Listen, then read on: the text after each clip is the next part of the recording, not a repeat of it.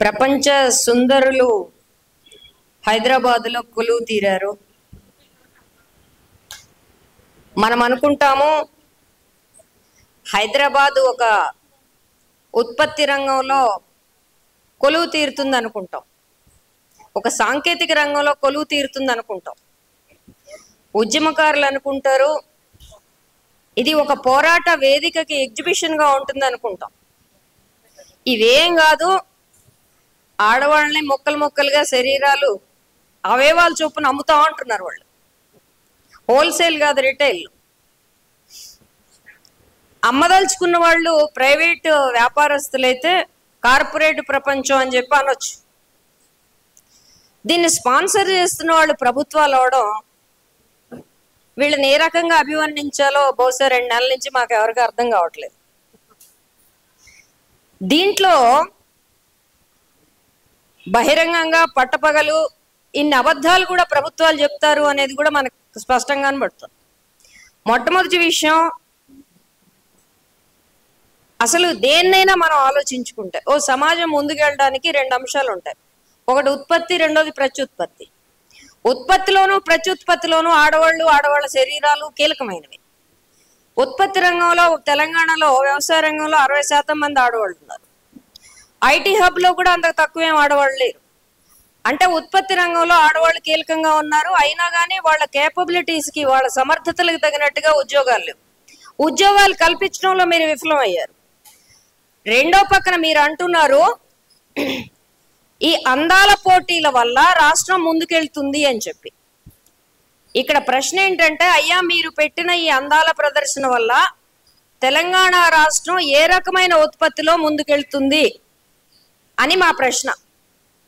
అంటే ఈ శరీరాలు ఆడపిల్లలు, స్కూలు ఆడపిల్లలకు కూడా చూపించండి అని ముఖ్యమంత్రి గారు ఎక్కడ ఉపదేశించినట్టుగా విన్నాను, నేను చదివాను.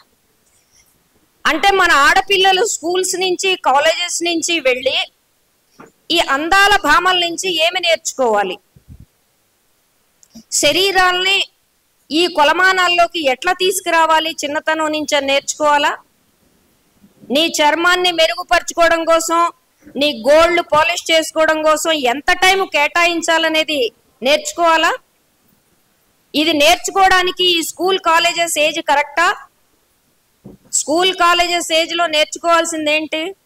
నీ శక్తి సామర్థ్యాలు, నీ నైపుణ్యాలు, నీ మేధస్సు, నీ జ్ఞానం ఎంత పెంచుకోవాలి, నీ స్కిల్ డెవలప్మెంట్ ఏంటి, నువ్వు జీవితాన్ని ఎదుర్కోవడానికి అవసరమైన, లేకపోతే ఉత్పత్తిలో నీ భాగస్వామికి అవసరమైన, నువ్వు సంపాదనకు అవసరమైన, తద్వారా దేశం రాష్ట్రం ముందుకెళ్ళటానికి ఉత్పాదనలో భాగంగా నువ్వేం నేర్చుకోవాలనేది ఈ వయస్సు. ముఖ్యమంత్రి గారంతటి వాడు పట్టుకొని హై స్కూల్ పిల్లలు కూడా అందాల పోటీలకు వెళ్ళండి అంటే, చర్మానికి సంబంధించిన రంగులు, కాస్మెటిక్ సర్జరీలు, స్పాలు, స్లిమ్మింగ్ క్లినిక్లు, వీటి చుట్టూ ఈ రాష్ట్రపు ఆడపిల్లలు తిరగాలని ముఖ్యమంత్రి గారు కోరుకుంటున్నారా? అట్లా కోరుకోవడం ఈ రాష్ట్రం ఉత్పత్తికి కారణమవుతుందా? ఈ రాష్ట్రం ముందుకెళ్ళడానికి కారణమవుతుందా? ఉత్పత్తి రంగం వదిలేద్దాం. మీరు తయారు చేసి షోకేసుల్లో బొమ్మల్లా నిలబెడుతున్న ఈ అంతర్జాతీయ సుందరులుగా మీరు టైటిల్స్ ఇస్తున్న శరీరాలు ఏవైతే ఉన్నాయో, ఇవి ఆ సౌందర్యం కోసం అనోరెక్సియా దగ్గర నుంచి, అంటే విపరీతమైన పోషకాహార లోపం, వాంతులు చేసుకోవడం, బులిమియా, చివరికి చావు వరకు వచ్చే శరీరాలను మీరు అక్కడ తయారు చేస్తున్నారు. మానవ శరీరానికి కూడా ఒక హద్దులు ఉంటాయి. ఆ హద్దుల్ని అధిగమించి స్లిమ్మింగ్ చేయడం వల్ల వచ్చే జబ్బులు ఇవన్నీ. అంటే ఉత్పత్తి సంగతి వదిలిపెట్టేసేయండి. పునరుత్పత్తికి కూడా పనికిరాని ఏ మాతృత్వాన్ని అయితే మీరు భుజాన్ని వేసుకొని గ్లోరిఫై చేస్తారో, ఆ మాతృత్వానికి కూడా పనికిరాని శరీరాల్ని మీరు అందాల పోటీల పేరు మీద తయారు చేస్తున్నారు. ఉత్పత్తికి ప్రత్యుత్పత్తికి పనికిరాని మనుషుల్ని తయారు చేసి వాళ్ళని రాష్ట్రానికి ఆదర్శంగా ఆడపిల్లలకి మీరు చూపెట్టి రాష్ట్రాన్ని ఎక్కడ తీసుకెళ్దాం అనుకుంటున్నారు మీరు? ఎవరో వ్యాపారస్తులు శరీరాలు అమ్ముకుంటున్నారంటే అర్థం చేసుకుంటాం, కానీ మీ రాష్ట్ర ప్రభుత్వాలు ఏం చేస్తున్నారనేది ప్రశ్న. రెండోది, 100 కోట్ల రూపాయలు, పైకి ప్రకటించింది 25 కోట్లే, నెలకు 1,00,000 రూపాయల రూము, 50,000 రూపాయల భోజనం, టూరిస్టం, ఈ ఖర్చులన్నీ కలిపితే, వాళ్ళకి ఇచ్చిన బంగారంతో కూడా కలిపితే 300 కోట్లు ఉంటాయని చెప్పి ఎవరో చెప్తున్నారు ఈ మధ్య. 30 తులాలు బంగారం ఇచ్చారంటండి, మీకు నాకు ఓట్లు వేసినా కానీ ఇవ్వలేదు. ఆత్మహత్య చేసుకునే రైతులకు పైసలు లేవు, పెన్షన్లకు పైసలు లేవు, రాష్ట్రంలో ప్రాజెక్టులకు పైసలు లేవు, కానీ 30 తులాల బంగారానికి పైసలు ఉన్నాయి.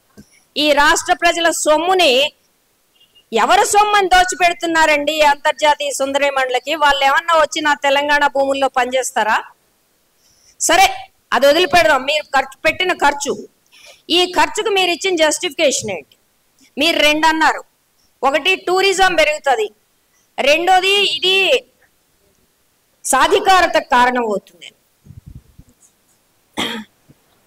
ఆత్మ ఒకటి ఉంటే విశ్వాసం, వాళ్ళకే లేదు ఆత్మ పెట్టిన వాళ్ళకి, ఇంకా మళ్ళీ విశ్వాసం ఏడు నుంచి వస్తుంది? ఆత్మ ఉన్న వాళ్ళు ఎవరు ఇట్లా అంగట్లో బెటర్ ఆడవాళ్ళని? ఆత్మలు కరువు అయిపోయి అసలు సమస్య వస్తాను. సరే, నీవే ప్రపంచవ్యాప్తంగా మా సంజయ్ చెప్పినట్టుగా బికినీ పోటీలుగా ప్రారంభమై చివరికి ఈ దశకు వచ్చిన దాంట్లో దీని పరిణామం చాలా సుదీర్ఘమైంది.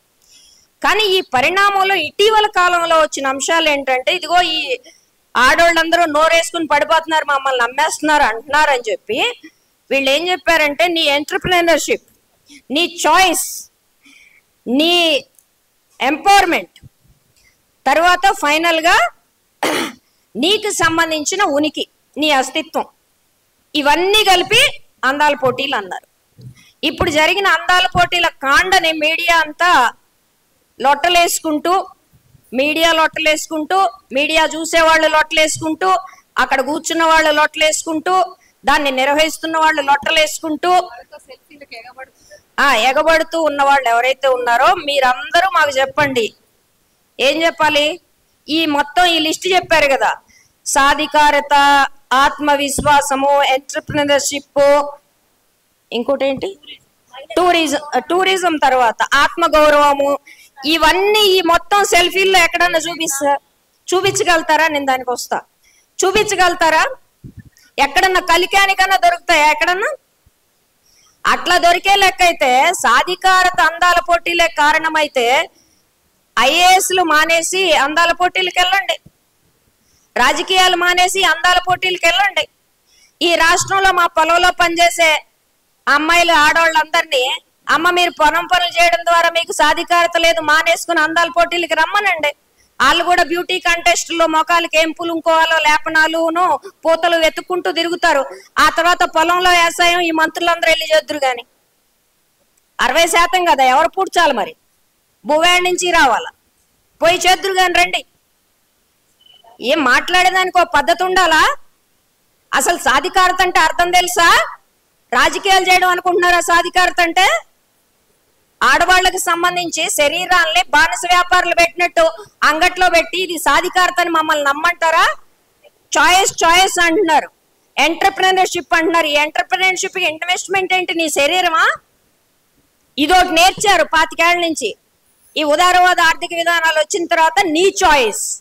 ఈ నీ చాయిస్ ఏంటి? రైతు ఆత్మహత్య చేసుకుంటే అది ఆయన చాయిసా? రైతు ఆత్మహత్యలన్నీ ప్రభుత్వం చేసిన హత్యలు అంటున్నాం మేము. అట్లనే ఇవాళ అందాల పోటీలకు వచ్చిన దాంట్లో చాయిస్లు ఏం లేవు, కంపల్షన్సే ఉన్నాయి. ఆ కంపల్షన్స్ ఎంత ఉన్నాయంటే, నువ్వు ఎవరి దగ్గర కూర్చోమంటే అక్కడ కూర్చోవాలి, ఎన్నిసార్లు నవ్వమంటే అన్నిసార్లు నవ్వాలా, ఏ బట్టలు వేసుకోమంటే ఆ బట్టలు వేసుకోవాలా, ఏ ప్రొడక్ట్ కోసం నీ శరీరాన్ని వాడాలంటే ఆ శరీరాన్ని నీకు వాడాలా, నువ్వు ఏ కాస్మెటిక్స్, ఏ పూతలు నువ్వు పూసుకోవాలంటే ఆ పూతలు నువ్వు పూసుకోవాలా, ఏ కెమెరాకి ఏ దిశలో ఏ దిక్కులో నువ్వు పోజు పెట్టమంటే ఆ పోజు పెట్టాలి. ఇది చాయిసా?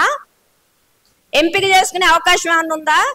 అక్కడ నిలబడిన 100 మంది అందగత్తెల్లో ఎవరైనా నేను ఈ పూట నిలబడినంటే ఈ టేబుల్ దగ్గర భోజనం చేయను అంటే, ఇప్పుడు అమ్మాయి ఎవరు, మిర్లా మ్యాగీ మాదిరిగా వీళ్ళ చాయిస్ కథ ఎంత ఉందో చూడండి. ఆ అమ్మకి ఇక్కడ మాట్లాడే ధైర్యం కూడా లేదు ఈ సాధికారత దెబ్బకి. ఇంగ్లాండ్ పోయి అక్కడ చెప్పుకోవాల్సిన పరిస్థితుల్లో ఈ సాధికారత ఉంది. అంటే సాధికారతలో ఎంత నేర్తి బీరకాయలో నెయ్యో మీరు అర్థం చేసుకోండి. రెండోది, ప్రభుత్వం హడావిడిగా ప్రకటించింది మేము దీని మీద విచారణ జరుపుతామని. మామూలుగా మీ గవర్నమెంట్ డిపార్ట్మెంట్లో, పోలీస్ డిపార్ట్మెంట్తో సహా, చట్టాన్ని అమలు చేసే న్యాయ వ్యవస్థలతో సహా, ఒక్క ఐసీసీలో మా భూమికా సత్యవతి గారిని చెప్పమంటే 100 ఉదాహరణలు ఎడం చేత్తో చెప్తుంది. ఇప్పుడు ఐసీసీలో ఉన్న వాళ్ళు అందరం చెప్తాం. ఒక్క గవర్నమెంట్ డిపార్ట్మెంట్ లో అందరి ముందు జరిగిన దానికి కూడా prevention of sexual harassment act కింద ఒక కేసుని నిరూపించడానికి, దాని మీద ఇంత శిక్షని అమలు జరపడానికి మా తల ప్రాణాలు తోక్కొస్తున్నాయి. అన్ని ప్రాసెస్లు చేస్తే అన్ని నెలలు ఐసీసీలో కూర్చుంటే గానీ ముందుకెళ్ళట్లా. ఇవాళ హడావిడిగా ఈ విషయం ఆచరణకి ఆదేశించిన వాళ్ళకి తెలియదా? వీళ్ళకి తెలియదు, మంత్రులకు తెలియదు, నేను ఒప్పుకుంటా. ఆడ చట్టాలు తెస్తే మన పరిస్థితి ఇట్లెందుకు ఉంటది. కానీ అధికారులుగా ఎవరు జయేష్ రంజన్, స్మితా సబర్వాల్, ఆమె కూడా ఎదుర్కొందిగా ఇలాంటివన్నీ ట్రోలింగ్లు. వీళ్ళకి తెలియదా చట్టాలేంటో? వాళ్ళు ఒక ఐసీసీ కంప్లైంట్ గా తీసుకోదలుచుకుంటే, నీ టెంపరీ వర్క్ ప్లేస్ లో ఒక ఐసీసీని పెట్టావా? ఏమన్నా కంప్లైంట్ తీసుకున్నావా? అధికారిక ఎంక్వైరీలు మనకి ఎట్లుంటాయి మనందరూ తెలుసు. ఏంటి సంధ్య, నిన్నెవరన్నా అన్నారా అంటే ఏమంటది? కంటెస్టెంట్ బ్యూటీ అవ్వాలని కోరిక, పోటీలో నిలబడి ఉంది. ఏమైనా పట్టుకొని నేను అడుగుతా ఎంక్వైరీలో, సంధ్య నిన్నెవరన్నా ఏమన్నా? అదే లేదండి, అసలు అంతా చాలా బాగుంది. అన్నారా లక్ష్మి అంటే ఏమంటుంది? అదే చాలా అద్భుతంగా ఉంది. ఈ బలవంత బ్రాహ్మణార్థాలు నడుపుతా మీరు ఎంక్వైరీలు చేస్తారా? అయ్యే పనేనా? ఎవరికి చెప్తున్నారు ఈ కథలు? చిన్నపిల్లలు కూడా నమ్మరే. కాస్త కథలు చెప్పినా నమ్మేటి చెప్పండి రాష్ట్ర ప్రభుత్వాలు. ఈ తమాషా అంతా, ఈ ఫార్స్ అంతా ఒక భాగం. ఆ తర్వాత ఫార్స్ ఏంటి? సరే ఒప్పుకుందాం, ఆడవాళ్ళకి అన్ని రకాల అబద్ధాలు చెప్పి మీ శరీరమే పెట్టుబడిగా దీన్ని చిత్రించి, కోసి, మొక్కలు చేసి, అతికిచ్చి, ప్లాస్టిక్ సర్జరీ చేసి అందగత్తెలుగా తయారయ్యి అమ్ముకోండి అని చెప్పారు. అమ్ముకోవటానికి పాపం సంవత్సరాల తరబడి వాళ్ళ శరీరాలను చిత్రహింసలు పెట్టిన వాళ్ళు పాపం వచ్చారు. వాళ్ళు బాధితులు, సర్వైవర్స్. అందుకనే మా సంజయ్ దాకా నుంచి వాళ్ళ పట్ల సానుభూతి ప్రకటిస్తారు. వాళ్ళు సర్వైవర్స్, మాకు సానుభూతి ఉంది. పైగా వీళ్ళ వర్షన్స్ వచ్చాయి. వాళ్ళలో ఎక్కువ మంది ఏదో ఒక రకమైన అట్రాసిటీకి గురైన వాళ్ళు, బాధితులు వాళ్ళు. వీళ్ళందరికీ మా అందరి తరఫున మా పూర్తి సహానుభూతిని ప్రకటిస్తూ వాళ్ళకి చెప్పాల్సింది ఏంటంటే, అమ్మా, మీరు ఏ పురుషాధిక్య ప్రపంచం వల్ల, ఏ అసమానత, ఏ వివక్షత వల్ల ఈ దాడులకు గురయ్యారో, ఆ దాడులు పెంచే మేల్ గేజ్, మగ దృష్టి, మగ చూపు, దానికి కమర్షియల్ వాల్యూ ఇవ్వడానికి మీరు నిలబడి ఏ రకంగా మీ మీద జరిగిన దాడుల నుంచి మిగిలిన వాళ్ళని కాపాడుతామని మీరు చెప్తున్నారో నాకు చెప్పండి. ఏ పురుషాధిక్యత అయితే ఈ కారణమైందో మీ మీద దాడులకి, ఆ పురుషాధిక్యత ఎదురుగా మీ శరీరాలను పెట్టి మేము దానికి వ్యతిరేకంగా పోరాడుతున్నాం అంటే మీకు అర్థం కాలేదని జాలిపడాలా? అర్థం చేయించే వాళ్ళు లేక ఈ ఉదారవాద ప్రపంచంలో ఇది తప్ప చాయిస్ లేదని మీకు చెప్తున్నారా? లేకపోతే పోట్లాడడం అంటే ఇది ఒక లైమ్ లైట్ లోకి వస్తాం కాబట్టి ఇది ఒక వేదిక అని మీకు చెప్తున్నారా? ఏది చెప్పినా ఇది రైట్ చాయిస్ కాదు. మీ చాయిస్లు మార్చుకోండి, మీ చాయిస్లు మార్చుకోండి. మానవ శరీరానికి ఉండే గౌరవాన్ని, హుందాతనాన్ని కాపాడండి. అది బానిస వ్యాపారుల వేలంపాట కాదు మానవ శరీరం. ఇది కిడ్నీలు లాంటి అవయవాలు అమ్ముకోవడం ఎట్లాంటిదో ఇది కూడా అట్లాంటిదే. మొక్కలు చేసి కోసి అమ్ముకోరు కానీ చూసి అమ్ముకుంటారు. అందుకని దీని పెద్ద తేడా ఏం లేదు. రాష్ట్ర ప్రభుత్వానికి సంబంధించిన మూడో విషయం, చేనేత వస్త్రాలు, రామప్ప గుడులు, టూరిజము అని 2 విషయాలు చెప్పారు. ఇప్పుడే ఈ రౌండ్ టేబుల్ గురించి మిత్రుడు అందరితో మాట్లాడుతుంటే, మా పాల్కే స్కూల్ ప్రిన్సిపల్తో మాట్లాడుతుంటే ఒక అరగంట సేపు నవ్వాడు. ఎంత నవ్వుతున్నావేంటబ్బా అంటే, సరేనండి పెంచుకుంటామన్నారు కదా, పోచంపల్లి చీరలు వాళ్ళకి గట్టిచ్చారు, బాగానే ఉంది. కానీ పోచంపల్లికి సంబంధించిన చరిత్ర, దాని స్కిల్, దాని జిఐ ట్యాగు, దీని మీద ఏమన్నా ఒక 10 నిమిషాలన్నా వీడియో చేసి ఏమన్నా విడుదల చేశారా? ఉట్టి స్వర్గానికి వేసావు కదా నిచ్చిన, ఉట్టి కన్నా వెళ్ళాలిగా. ఎక్కడన్నా ఉందా దానికి ప్రమోషన్ లో భాగంగా? నీ ప్లాన్ ఏంటి? నీ వ్యాపారం ప్లాన్ ఏంటి? పోనీ అదన్నా అడుగుదాం. అమ్ముకుంటే అమ్ముకున్నావు ఆడోళ్ళని. నీ వ్యాపారం ప్లాన్ ఏంటో చెప్పు. నీ వ్యాపారం ప్రమోషన్ ప్లాన్ ఏంటో చెప్పు. నీకు వచ్చిన అదనపు ఎక్స్పెండిచర్, జిఐ ట్యాగ్ కాకుండా పోచంపల్లి వస్త్రాలకు వచ్చిన అదనపు ప్రచారం ఏంటో చెప్పు. ఈ 300 కోట్ల దెబ్బకి 300 కోట్లు పోచంపల్లి వాళ్ళకి ఇచ్చిన ఈ పాటికాళ్ళు ఇంకో డబల్ ఉత్పత్తి చేసి ప్రపంచంలో అందరూ సప్లై చేసి ఉండేవాళ్ళు. అది లేదు. టూరిజం, రామప్ప గుడి, యునెస్కో గుర్తింపు పొందిన రామప్ప గుడి దగ్గర మనం ఏం చేసాం? కోచేతి కొబ్బరికాయ ఇస్తే ఏం చేస్తుంది? అక్కడ తీసుకెళ్లి ఆడవాళ్ళతో కాళ్ళు గడిగిచ్చాం. మన దొరతనానికి సంబంధించిన కాలం చెందిన 100 ఏళ్ల లాంటి బుద్ధులు ఇప్పుడు కూడా దొరలకు పోలా, కాళ్ళు గడిగిచ్చుడే మళ్ళా. అది కూడా ఆడవాళ్లే రావాలా. మీరందరూ చేయొచ్చుగా, ప్రమోషన్ కి మీరు అందరూ వెళ్ళి కాళ్ళు కడగొచ్చుగా. మాకు కూడా ముద్దుగుండేది ఆడవాళ్ళు కాళ్ళు కడుగుతున్నారని. ఏం ఆడవాళ్ళే ఎందుకు అవసరం అయ్యారు? కడిగిచ్చారు. సరే, ఆ యునెస్కో గుర్తింపు టూరిజం పెంచాలిగా మీరు, దానికేగా మీరు చెప్పింది.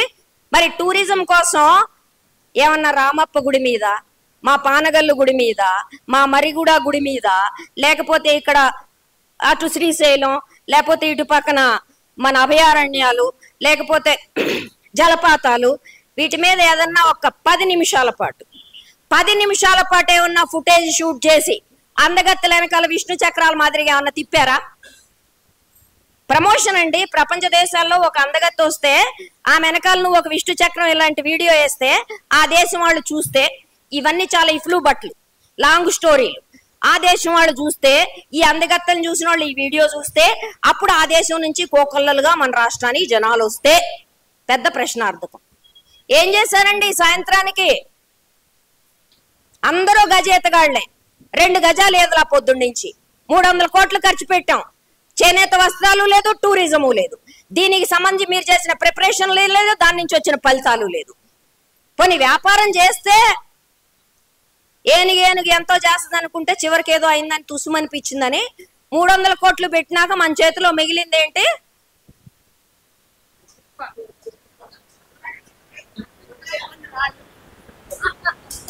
పోనీ ఆడవాళ్ల శరీరాలు ఫణంగా పెట్టి ఇన్ని అబద్ధాలు మాట్లాడినా ఏదో ఫలితం ఉండాలి కదా రాష్ట్రానికి. కాబట్టి ఇవేమి ఏతావాత ఏం కాలేదు, ఏ ప్రిపరేషన్స్ లేకుండా కనీసం నువ్వు చెప్పిన టూరిజం ప్రిపరేషన్స్ ఒక 1/2 గంట పాటు వీడియో చేసి యూట్యూబ్ లో వదిలే పరిస్థితి కూడా ఇన్ని 100 కోట్ల ఖర్చు తర్వాత కూడా నీకు లేదంటే, దాన్ని బట్టి నాకు చివరికి ఒక విషయం అర్థమవుతుంది. ఈ అందాల పోటీలు టూరిజం కోసము, వ్యాపారం కోసము కాదు. ఆమె పెట్టినామేమో ఆమె సొంత సంస్థ, ఆ సంస్థ నుంచి జరిగే వ్యాపారము, దాని నుంచి ఆమె పొందే లాభాలు వదలకుండా ముసల్తనంలో కూడా ఆమె పట్టుకొని కూర్చుంది. కాస్మెటిక్ కంపెనీలు ఈ ప్రపంచాన్ని శాసిస్తున్న వాటిలో ఒకటి. అవి ఉత్పత్తిలోనూ పనికిరావు, ప్రత్యుత్పత్తిలోనూ పనికిరావు. మళ్ళీ చెప్తున్నా, అట్లాంటి వాటికి బూడిగం చేస్తున్నామా ఈ రాష్ట్రంలో పెట్టిందంటే ఆ ఒక ప్రయోజనం ఉంది. కానీ ఈ చూసిన వాళ్ళకి, స్పాన్సర్ చేసిన వాళ్ళకి, పిలిచిన వాళ్ళకి, ఊదరగొట్టిన వాళ్ళకి ఏం ప్రయోజనాలు ఉన్నాయని 2 నెలల నుంచి తెగ ఆలోచించినాక నాకు కనపడింది ఒకటే.